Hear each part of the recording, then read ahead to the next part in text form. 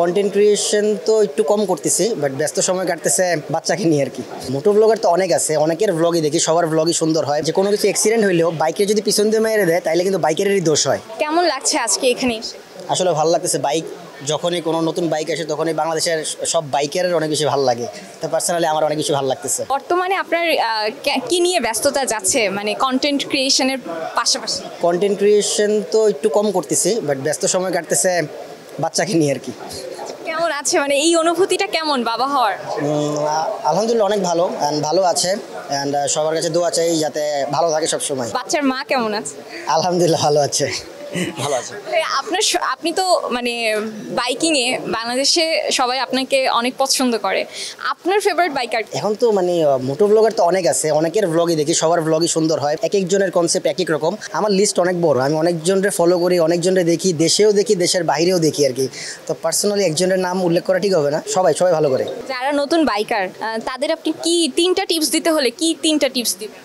Certified helmet যখন সে bike ride করবে, জুতা, সেফটি গিয়ার অ্যান্ড গ্লাভস যাতে ইউজ করে, অ্যান্ড স্পিডিং আমাদের দেশে যেহেতু হায়ার সিসি আসতেছে আস্তে আস্তে, তো স্পিডিং যাতে না করে। কারণ আসলে যে হায়ার সিসি বললেও যে ব্যাপারটা স্পিড অনেক ওঠে ব্যাপারটা কিন্তু তেমন না।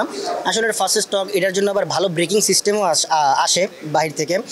তো এটাই সবাইকে বলবো যে সাবধানে বাইক চালানোর জন্য, এবং বাইকের যে সার্ভিসগুলো আছে এগুলো টাইম টু টাইম করার জন্য। আমরা সবাই নতুন একটা বাংলাদেশে আছি, আপনার অনুভূতি? আলহামদুলিল্লাহ অনেক ভালো। দ্যাটস ওয়াই তো অনেক সুন্দর সুন্দর বাইক আসতেছে। এই যে 250 চলে আসলো, 350 মানে যে পারমিশনটা পাইছে, এটার জন্য আমাদের সাধারণ বাইকাররা অনেক যুদ্ধ করছি আমরা। কারণ অনেকবার বলছি যে আমাদের বাইক আসে একটু হায়ার সিসি আসুক, এটার সিসি বেশি মানে যে স্পিডিংটা বেশি ব্যাপারটা তেমন না।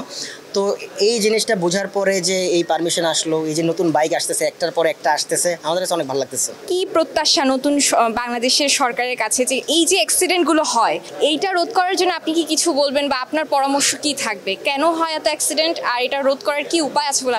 ফিটনেসবিহীন যে গাড়িগুলো আছে, বেসিক্যালি বাইকার সবসময় একটা জিনিস খেয়াল করি যে কোনো কিছু অ্যাক্সিডেন্ট হইলেও বাইকে যদি পিছন দিয়ে মেরে দেয় তাহলে কিন্তু বাইকেরই দোষ হয়। তো এটা হচ্ছে ফিটনেসবিহীন কিছু গাড়ি আছে। ফিটনেসবিহীন আমাদের বাংলাদেশে অনেক বাস আছে, ট্রাক আছে। তো সবগুলোর ফিটনেসগুলো চেক করার জন্য এখন চাইলেই তো বলতে পারবো না যে আমাদের জন্য আলাদা একটা সার্ভিস লেন করে দেন, কারণ লেন করে দিলে এই জায়গাটার স্পেস কমবে, এটাও আমরা জানি।